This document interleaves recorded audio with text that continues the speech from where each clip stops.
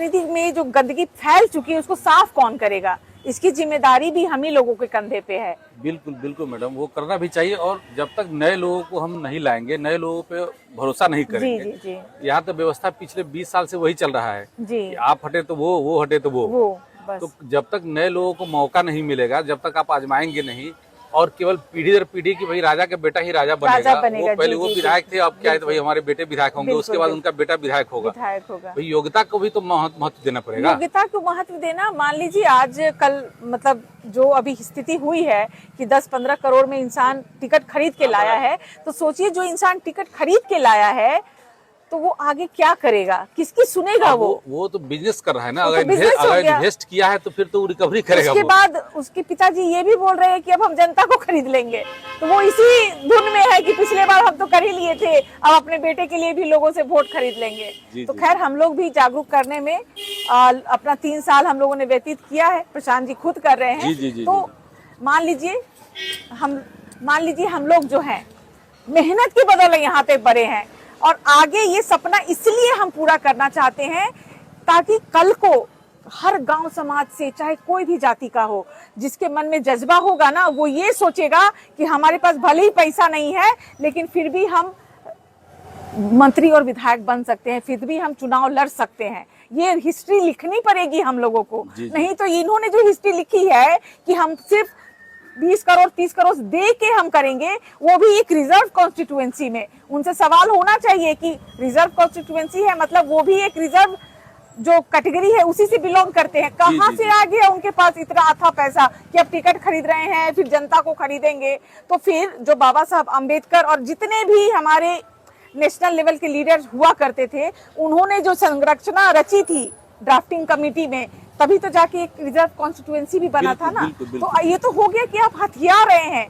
Samastipur already हथियाया जा चुका है, सकरा हथियाने के कगार पे है। आज अगर वो इंसान जीत जाता है धनबल पे, तो समझिए 30-40 साल हम लोग सपना भी नहीं देख पाएंगे कि अब सकरा में कोई सोचेगा कि हम चुनाव लड़ने।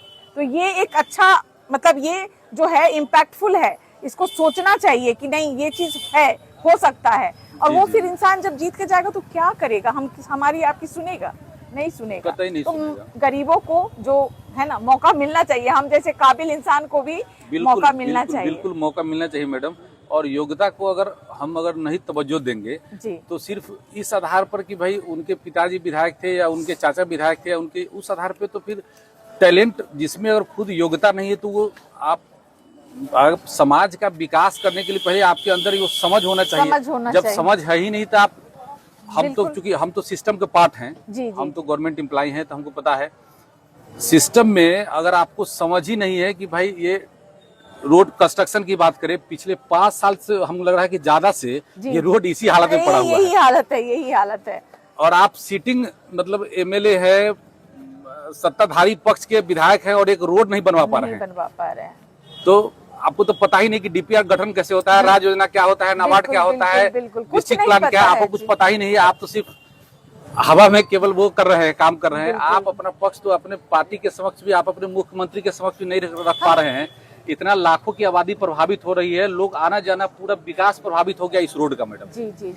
सिर्फ रोड की वजह से अब लोग इधर से जाना मतलब युद्ध लड़ना है, यहाँ से सभा तक पहुँचना। बिल्कुल बहुत बड़ा। तो अब जब समझे नहीं है तो नया योजना तो लाना दूर की बात है, जो ऑन गोइंग कंस्ट्रक्शन वर्क है वो आप मेंटेन नहीं करा पा रहे हैं। डिफेक्ट लायबिलिटी पीरियड होता है वो आप मेंटेन नहीं करा पा रहे हैं।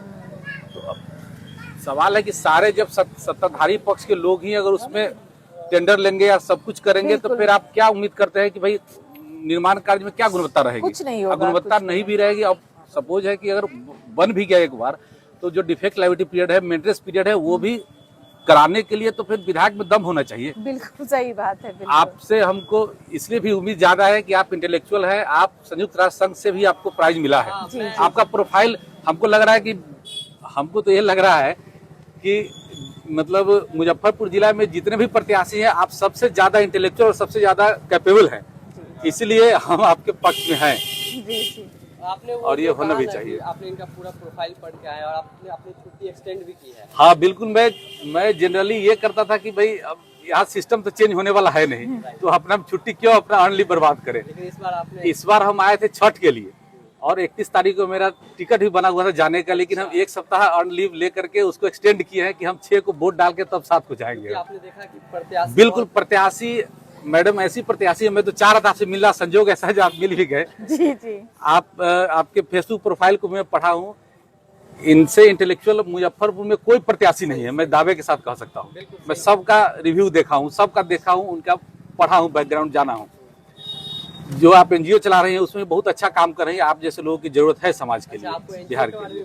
सब पता है हमको, इसलिए मैं कह रहा हूँ मैं पूरा पढ़ा हूँ। बहुत कम लोगों को पता है कि मैं एनजीओ भी रहा हूं। हाँ, इसलिए मैं कह रहा हूँ कि आप बहुत अच्छा काम कर रही हैं, आपकी जरूरत है, हमको जरूरत आपकी ज्यादा है, आपकी जरूरत जो है हमको ज्यादा है आपके तुलना में।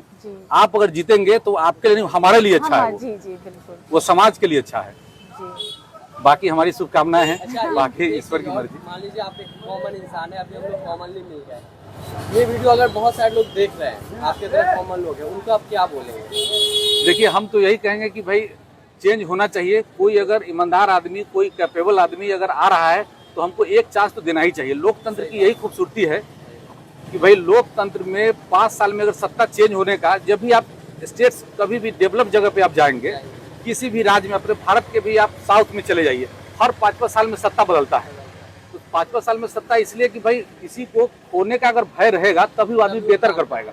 हम लोग गवर्नमेंट एम्प्लॉय है, हम लोग का भी हर साल एनुअल परफॉर्मेंस अप्रेजल रिपोर्ट होता है, एपीआर बोलते हैं उसको, इसलिए कि आपके परफॉर्मेंस का पूरा जांच 1 साल में आपने क्या किया, आपके जो निर्धारित आपके जो कार्य प्रणाली है, आपके कार्य प्रणाली का पूरा इवैल्यूएशन होता है 1 साल में। अगर आप अच्छा नहीं करते हैं, आपके अगर जो इंक्रीमेंट मिलता है हर साल, तो इंक्रीमेंट इसी आधार पर मिलता है कि आपके पूरे परफॉर्मेंस का जांच किया जाता है कि पूरे साल में आपने क्या किया। यहाँ विधायक अगर 5 साल हैं या 10 साल हैं तो उनका क्यों नहीं जांच होना चाहिए?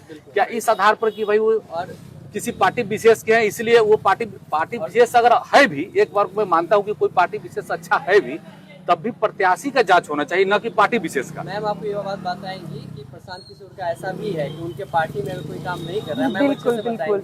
तो जैसे कि आपने सुना भी होगा, तो प्रशांत जी का ये कहना है कि इन्होंने एक नया रूल लाया है हमारे संगठन में, जनसुराज में, कि मान लीजिए कल को हम जीत के जाते हैं और अगर हमने अच्छा काम नहीं किया तो हमारा जो संगठन है अगर वो वोट कर देगी कि इस प्रत्याशी को अभी के अभी सत्ता खाली करनी है, कुर्सी खाली करनी है, तो वो लागू किया जाएगा। 2.5 साल का मौका है, 2.5 साल में हमको हटा दिया जाएगा, पार्टी से निष्कासित कर दिया जाएगा। तो ये भी सही है कि रिव्यू परफॉर्मेंस जो अप्रेजल होता है वो चीज लागू होना चाहिए। बिल्कुल, बहुत अच्छी चीज है वो होना भी चाहिए।